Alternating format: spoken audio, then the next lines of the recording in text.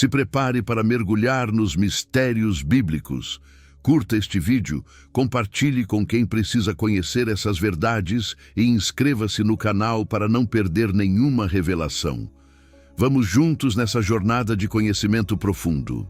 O livro do Apocalipse é para muitos o mais intrincado de compreender em toda a Bíblia. Ele está repleto de símbolos, visões, números enigmáticos e criaturas que parecem saídas de outro plano. Contudo, tudo isso possui um propósito. Neste vídeo, você vai desvendar cada segmento do Apocalipse. O significado dos selos, das trombetas, das taças, dos personagens como a besta, o dragão, as duas testemunhas e o papel crucial de Jesus em toda a revelação. Você perceberá que, por trás da linguagem simbólica, existe uma mensagem nítida, vigorosa e repleta de esperança. Não apenas sobre o fim, mas sobre o triunfo derradeiro de Deus e o destino da humanidade. Para iniciar essa jornada, precisamos regressar ao começo. O Apocalipse foi redigido por João, um dos 12 discípulos de Jesus, no final de sua vida. Ele foi exilado na ilha de Patmos, uma pequena ilha rochosa, utilizada como prisão política pelo Império Romano. Ele estava ali por causa da palavra de Deus e do testemunho de Jesus. Solitário, isolado, idoso e perseguido, João recebe a visita mais extraordinária de toda a sua existência. Num certo dia, enquanto orava, ele ouviu uma voz forte como o som de uma trombeta dizendo: "Eu sou o Alfa e o Ômega, o princípio e o fim." Quando João se volta para ver quem falava, ele tem uma visão impressionante. Ele vê Jesus glorificado, não como o homem humilde que andou pelas ruas da Galileia, mas como o Senhor ressurreto, exaltado, pleno de glória. Seus olhos são como fogo, sua voz é como o som de muitas águas, sua vestimenta é branca como a luz, e em sua mão há 7 estrelas. De sua boca sai uma espada afiada. É o Cristo glorioso que venceu a morte e reina eternamente. João cai como morto aos seus pés. Mas Jesus o toca e diz: "Não temas, eu sou o primeiro e o último. Estive morto, mas agora vivo para sempre. Escreve o que você está prestes a presenciar." A partir daí, João recebe uma sequência de visões e mensagens que compõem o conteúdo do livro do Apocalipse. Não é um livro comum, é uma revelação, e essa palavra é vital. Apocalipse vem do grego apocalipsis, que significa revelar, tirar o véu, mostrar o que está oculto. Ou seja, o objetivo do Apocalipse não é esconder, mas expor. Revelar Jesus em sua glória, revelar o plano divino para a história, revelar o que acontecerá nos últimos dias e demonstrar que, por mais caótico que tudo possa parecer, o Cordeiro está no trono e, ao final, ele triunfa. Antes de revelar os acontecimentos finais, Jesus envia mensagens diretas às 7 igrejas da Ásia. Cada uma representa um tipo distinto de realidade espiritual. Umas perseveravam mesmo sob perseguição, outras estavam tíbias, corrompidas ou acomodadas. Em cada carta, Cristo elogia, corrige e faz promessas eternas. Mas essas cartas não são apenas registros do passado, elas são espelhos para a igreja em todos os tempos, uma preparação espiritual, pois algo muito maior estava prestes a ser desvendado. João, então, vê uma porta aberta no céu. Ele é arrebatado em espírito e levado diante do trono de Deus. Ali, ele não vê desordem nem confusão, ele vê ordem. Um trono no centro de tudo, cercado por trovões, relâmpagos e um arco-íris resplandecente.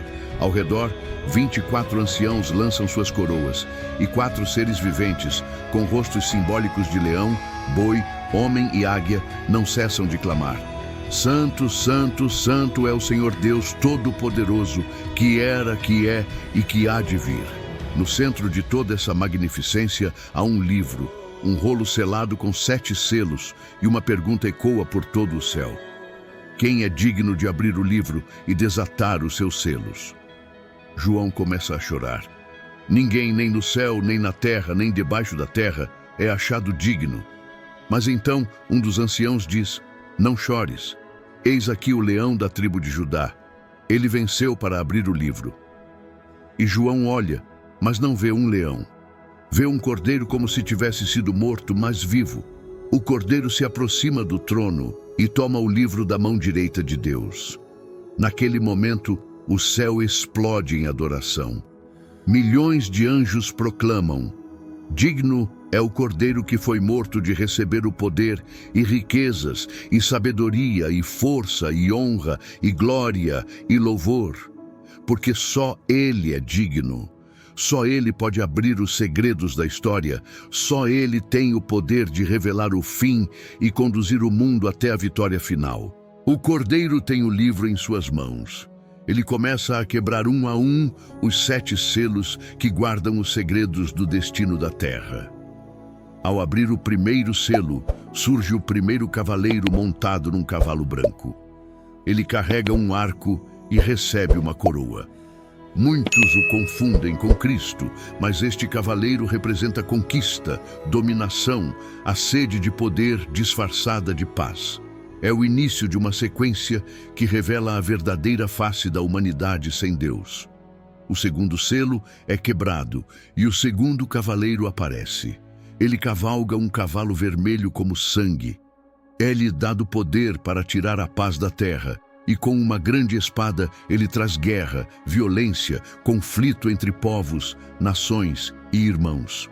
O terceiro selo se abre e um cavalo preto surge. O cavaleiro segura uma balança. É a escassez, a fome, o desequilíbrio econômico. Os preços dos alimentos são inflacionados, a injustiça domina, enquanto o vinho e o azeite, símbolos de luxo, não são tocados. Pobreza para muitos, abundância para poucos. O quarto selo revela o cavalo pálido, de cor esverdeada como cadáver. Seu cavaleiro se chama Morte, e o inferno o segue. Eles recebem autoridade para matar um quarto da terra por meio da guerra, da fome, das pestes e das feras. Cada cavaleiro representa forças que já atuam no mundo, mas que se intensificarão no tempo do fim. Eles não agem por si mesmos. São liberados com a permissão de Deus, como juízo sobre a humanidade rebelde. Ao abrir o quinto selo, João vê debaixo do altar as almas dos mártires, aqueles que foram mortos por causa da palavra de Deus. Eles clamam por justiça, perguntam até quando, e recebem vestes brancas, sendo consolados com a promessa de que o tempo do juízo se aproxima. O sexto selo é aberto e agora o cenário se torna cósmico. Há um grande terremoto, o sol se torna negro, a lua se torna como sangue e as estrelas caem do céu como figos verdes sendo sacudidos. O céu se enrola como um pergaminho e toda montanha e ilha é removida do seu lugar.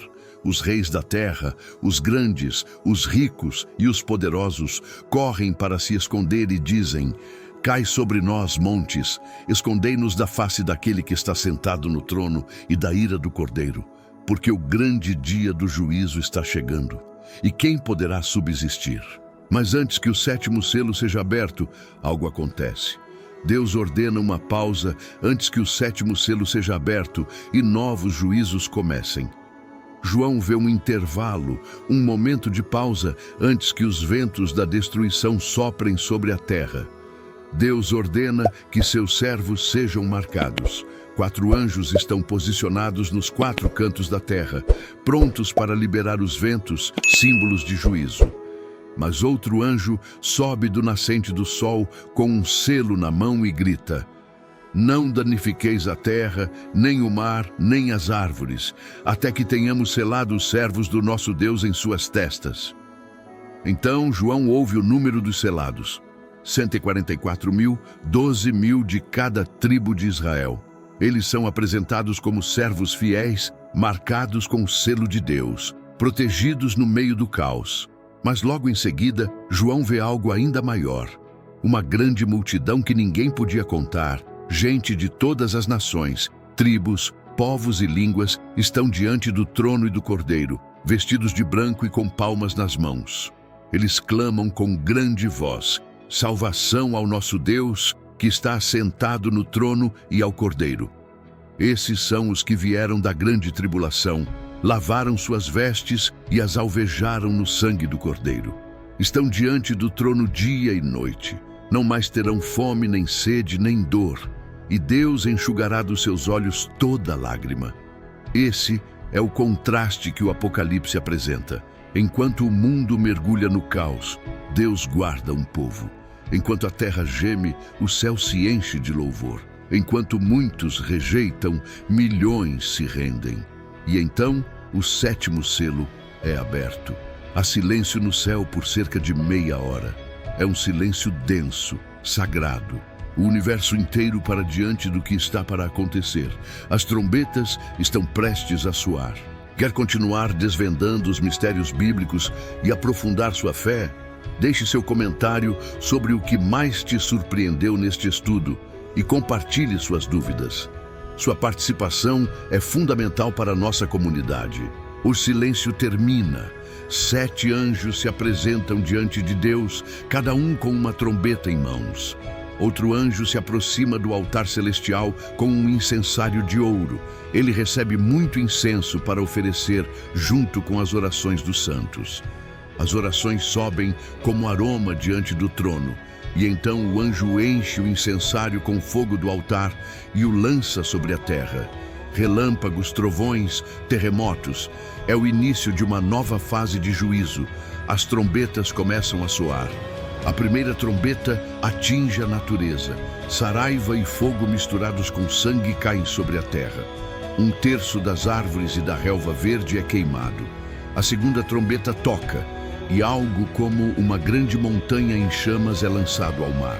1/3 do mar se torna sangue. Morrem os seres vivos que nele estavam, e os navios são destruídos. A terceira trombeta traz uma estrela ardente chamada Absinto, que cai sobre os rios e fontes. As águas se tornam amargas e muitos morrem ao bebê-las. Com a quarta trombeta, a escuridão atinge os céus. 1/3 do sol, da lua e das estrelas é ferido. A luz diminui. O dia e a noite se tornam mais sombrios. Mas antes da quinta trombeta, uma advertência ecoa nos céus. João vê uma águia voando alto e gritando: "Ai, ai, ai dos que habitam sobre a terra, porque os próximos toques trarão algo ainda mais terrível." A quinta trombeta é o primeiro aí. Uma estrela caída recebe a chave do abismo. De lá sobe uma fumaça escura e, com ela, criaturas que João descreve como gafanhotos, com aparência de cavalos preparados para a guerra. Eles não atacam as plantas, mas sim os homens que não têm o selo de Deus. Sua picada é como a de escorpião. O sofrimento dura 5 meses. As pessoas desejarão morrer, mas a morte fugirá delas. Essas criaturas têm um rei sobre si, o anjo do abismo, chamado Abaddon, em hebraico, e Apollyon em grego, o destruidor. A sexta trombeta soa, e 4 anjos são soltos junto ao grande rio Eufrates. Eles estavam presos aguardando 1 hora, 1 dia, 1 mês e 1 ano específicos. Esses anjos, agentes do juízo, são liberados para preparar o caminho de um exército gigantesco, 200 milhões de cavaleiros. As visões que João descreve são impressionantes. Cavalos com cabeças de leão, de cujas bocas saem fogo, fumaça e enxofre. As cores vermelho, azul, amarelo parecem chamas. Essas imagens têm feito muitos estudiosos especularem. Seriam tanques de guerra, bombas incendiárias, armas químicas ou até explosões nucleares que transformam rios em veneno, queimam florestas, obscurecem o céu e matam em larga escala. João, um homem do 1º século, tenta descrever o que talvez sejam eventos do nosso tempo, usando a linguagem que conhecia. E o que ele vê não é apenas destruição física, mas endurecimento espiritual. Mesmo depois de tanto juízo, os sobreviventes não se arrependem. Permanecem entregues à idolatria, às drogas, à imoralidade, aos assassinatos e à mentira. A humanidade continua rebelde, mesmo à beira do abismo. Então João vê um anjo forte descendo do céu, cercado de nuvem, com rosto como o sol e pés como colunas de fogo. Na mão, ele traz um livrinho aberto. Ele clama com voz de trovão e 7 trovões respondem. Mas João é proibido de escrever o que ouviu. Nem tudo será revelado agora. O anjo entrega o livrinho a João e ordena: come-o. Ele come e na boca o gosto é doce como o mel, mas no estômago se torna amargo, porque a mensagem de Deus é assim: doce para quem crê, amarga para quem resiste. Essas trombetas são mais do que eventos futuros. Elas são alertas, ecos do que já vemos hoje. O mundo está cada vez mais frágil. As águas se tornam veneno, os céus escurecem, a terra treme. Tecnologias de guerra avançam e muitos vivem como se nada estivesse acontecendo. As trombetas anunciam: o tempo está se esgotando e o juízo não pode ser ignorado. Agora tudo se prepara para a última trombeta, mas antes surgem 2 testemunhas proféticas e o conflito atinge a terra de forma direta. João recebe uma nova instrução: levanta-te e mede o templo de Deus, o altar e os que nele adoram. Mas o pátio exterior é deixado de fora, entregue aos gentios. Eles pisarão a cidade santa por 42 meses. Essa medição não é apenas simbólica, ela representa separação, proteção e juízo. O templo é marcado porque algo grandioso vai acontecer dentro e fora dele. 2 testemunhas surgem. Elas são profetas e durante 1260 dias elas profetizam vestidas de pano de saco. Elas têm autoridade para fechar o céu, fazer descer fogo da boca, transformar águas em sangue e ferir a terra com pragas. Ninguém pode tocá-las até que seu tempo se complete. Mas então a besta que sobe do abismo faz guerra contra elas, as vence e as mata. Seus corpos ficam expostos nas ruas de Jerusalém e o mundo inteiro os observa. Povos, tribos, línguas e nações contemplam as 2 testemunhas mortas. As pessoas celebram, enviam presentes umas às outras, como se a morte dessas profetas fosse um alívio. Mas após 3 dias e meio, o espírito de vida de Deus entra nelas. Elas se levantam e grande temor cai sobre todos. Uma voz do céu chama: subi para cá. E diante dos olhos do mundo, elas sobem em uma nuvem. Na mesma hora, um grande terremoto atinge a cidade. 10.000 morrem. Os sobreviventes, pela primeira vez, dão glória ao Deus do céu. Essa cena revela algo essencial: a palavra de Deus não será calada. Mesmo quando tudo parece perdido, ele ressuscita o testemunho. E sim, o mundo já vive dias onde se tenta calar profetas, silenciar a verdade, zombar da fé.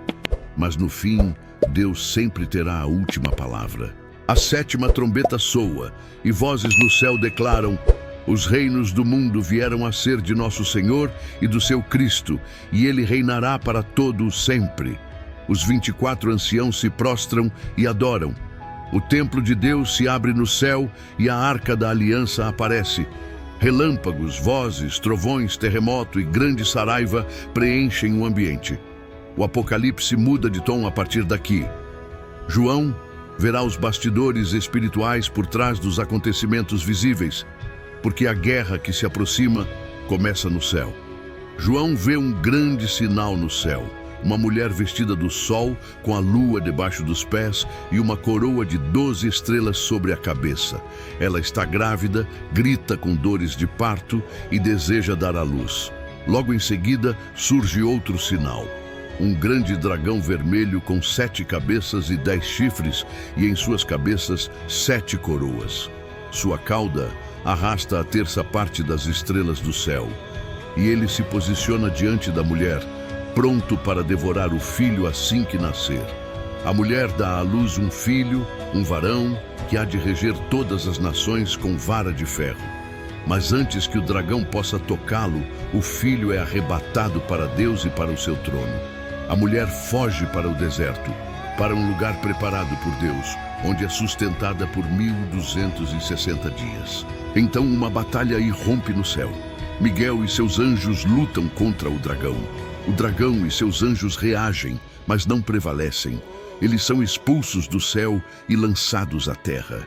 O dragão é identificado, a antiga serpente chamada Diabo e Satanás, o enganador de todo o mundo. Ele agora está irado, sabendo que lhe resta pouco tempo. No céu, uma grande voz declara: agora é chegada a salvação, a força e o reino do nosso Deus e o poder do seu Cristo, porque o acusador dos irmãos foi lançado fora. O dragão persegue a mulher, mas ela recebe asas para voar ao deserto. Ele tenta destruí-la, lança de sua boca um rio de água, mas a terra ajuda a mulher, abrindo a boca e engolindo o rio furioso. O dragão volta sua atenção para os demais filhos da mulher, os que guardam os mandamentos de Deus e têm o testemunho de Jesus. Essa visão é simbólica, mas profunda. A mulher representa o povo de Deus, o filho varão, o Messias, o dragão, Satanás. Sempre tentou impedir o plano da salvação, mas falhou. Agora, ele persegue os que seguem a Cristo. E hoje essa perseguição continua, não só com violência, mas com engano, distrações, seduções e doutrinas falsas. A guerra espiritual que João viu no céu desceu à terra, e a próxima visão de João revela quem neste mundo será o instrumento do dragão. João está diante de um novo cenário. Ele vê surgir do mar uma besta terrível com 7 cabeças e 10 chifres. Sobre os chifres, 10 coroas e sobre as cabeças, nomes de blasfêmia. Ela se parece com um leopardo, tem pés como de urso, boca como de leão. O dragão, Satanás, lhe dá poder, trono e grande autoridade. Uma das cabeças parece mortalmente ferida, mas é curada. O mundo se maravilha diante da besta. As pessoas dizem: quem é semelhante à besta? Quem poderá guerrear contra ela? Ela recebe autoridade por 42 meses. Abre a boca para blasfemar contra Deus, contra seu nome, contra seu tabernáculo e contra os que habitam no céu, e recebe poder para fazer guerra contra os santos e vencê-los. Todos os que não têm o nome escrito no livro da vida do Cordeiro a adorarão. Essa besta não é apenas um sistema político ou espiritual. Ela representa também um líder final que se levantará nos últimos dias com poder, carisma e aparência de paz. Mas por trás do seu discurso sedutor está o espírito da mentira. Ele é conhecido como o Anticristo, o maior opositor de Cristo antes da volta gloriosa do Rei. João então vê surgir uma segunda besta, agora vinda da terra. Ela tem 2 chifres, como de cordeiro, mas fala como dragão. Ela parece mansa, mas age como serva do diabo. É ela quem promove o culto à primeira besta, faz grandes sinais, até fogo desce do céu diante dos homens. Com seus prodígios, engana os habitantes da terra, ordena que se faça uma imagem da primeira besta e dá fôlego à imagem para que fale, e todos que se recusarem a adorá-la sejam mortos. Essa segunda besta é chamada de falso profeta. Ele não governa, mas influencia. Não lidera exércitos, mas manipula corações. Ele mistura religião com idolatria, fé com engano, e prepara o mundo para se curvar ao anticristo. É o falso profeta que impõe a marca. Ele exige que todos, pequenos e grandes, ricos e pobres, livres e escravos, recebam uma marca na mão direita ou na testa. Sem ela, ninguém pode comprar ou vender. E aqui está a sabedoria. Quem tem entendimento, calcule o número da besta, pois é número de homem, e seu número é 666. Essa parte do Apocalipse é uma das mais debatidas e temidas. A besta, o falso profeta e a marca formam uma tríade satânica, uma falsa trindade que governa por um tempo, enganando multidões. E sim, em nossos dias já vemos as sementes de um mundo cada vez mais vigiado, controlado, digitalizado e intolerante à fé. Mas o Apocalipse nos lembra: quem pertence ao Cordeiro jamais será confundido. E enquanto a terra segue iludida, o céu se prepara para o julgamento. Após as visões da besta e da marca, João vê outro sinal. Um anjo proclama com voz poderosa: caiu, caiu a grande Babilônia. A Babilônia, no Apocalipse, representa um sistema mundial de corrupção, luxúria, idolatria e opressão. Ela é chamada de prostituta, sentada sobre muitas águas, vestida de púrpura e escarlate, adornada com ouro e pedras preciosas. Ela embriagou as nações com o vinho da sua prostituição. Comércio, sensualidade, poder, religião corrompida, tudo misturado. Ela persegue os santos e se embriaga com o sangue dos mártires. Mas agora sua queda é certa. Em apenas 1 hora, sua destruição vem. Reis, mercadores e navegadores choram por ela, não por arrependimento, mas porque perderam seus lucros. Um anjo pega uma grande pedra e a lança ao mar, dizendo: com igual violência será lançada a Babilônia e nunca mais será achada. Então, o céu se enche de louvor. Uma multidão exulta. Aleluia! A salvação, a glória e o poder pertencem ao nosso Deus, porque Ele julgou a grande prostituta e vingou o sangue dos seus servos. E então, a cena muda. João vê o céu aberto e aparece um cavalo branco. Aquele que o monta se chama Fiel e Verdadeiro. Seus olhos são como chamas de fogo. Em sua cabeça, muitos diademas. Seu nome, Rei dos Reis e Senhor dos Senhores. Ele vem para guerrear com justiça. Seus exércitos o seguem, montados em cavalos brancos, vestidos de linho fino, branco e puro. De sua boca sai uma espada afiada, com a qual ferirá as nações. Ele pisa o lagar do vinho da ira de Deus. E a besta e os reis da terra e seus exércitos se reúnem para guerrear contra o rei, mas não há batalha. A besta é presa, o falso profeta também. Ambos são lançados vivos no lago de fogo que arde com enxofre. O restante é vencido com a palavra que sai da boca do Cordeiro. E os céus se calam, porque agora o rei assumiu seu trono na terra. A justiça foi estabelecida, o mal finalmente vencido e o Cordeiro glorificado diante de todos. Com a besta e o falso profeta derrotados, João vê outro acontecimento decisivo. Um anjo desce do céu com a chave do abismo e uma grande corrente na mão. Ele prende o dragão, a antiga serpente que é o diabo e Satanás, por 1000 anos. Durante esse tempo, ele é lançado no abismo e selado ali, para que não mais engane as nações. Então, começa o que se chama de milênio, 1000 anos de paz, justiça e governo de Cristo. João vê tronos, e os que nele se assentam recebem autoridade para julgar. Aqueles que foram mortos por causa do testemunho de Jesus e da palavra de Deus, que não adoraram a besta nem receberam sua marca, ressuscitam e reinam com Cristo. Essa é a primeira ressurreição. Bem-aventurado e santo é quem tem parte nela.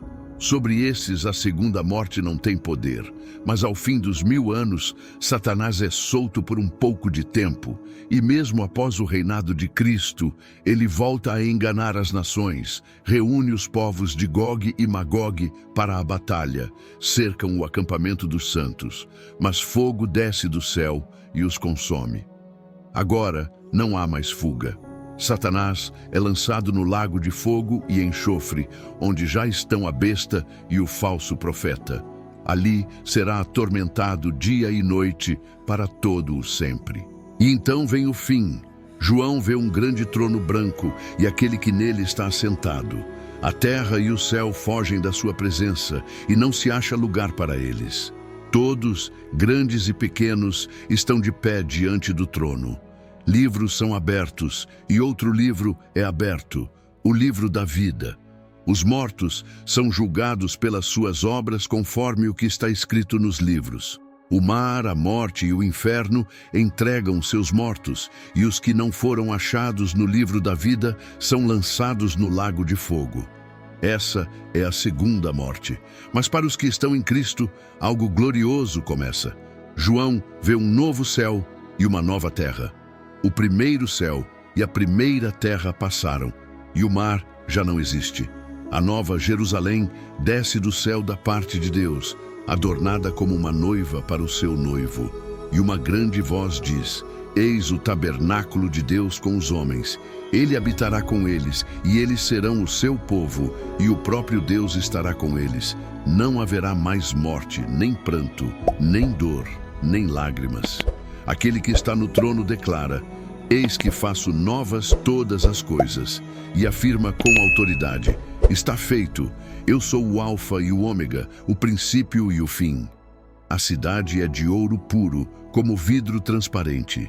Não há templo nela, porque o Senhor Deus Todo-Poderoso e o Cordeiro são o seu templo. A glória de Deus a ilumina, e o Cordeiro é a sua lâmpada. Ali não haverá noite, e os seus servos o servirão, verão o seu rosto e reinarão pelos séculos dos séculos. E João, depois de tudo o que viu, ouve as últimas palavras do Cordeiro. Eis que venho sem demora. Bem-aventurado aquele que guarda as palavras desta profecia. Aquele que tem sede, venha, e quem quiser receba de graça a água da vida. Sim, venho em breve. E a voz da igreja e do Espírito ainda clama: Vem, Senhor Jesus. Se você chegou até aqui, é porque realmente busca desvendar os mistérios bíblicos. Muito obrigado por assistir. Seu engajamento nos ajuda a levar esta mensagem a mais pessoas. Se ainda não se inscreveu, faça isso agora e junte-se à nossa comunidade de exploradores da palavra.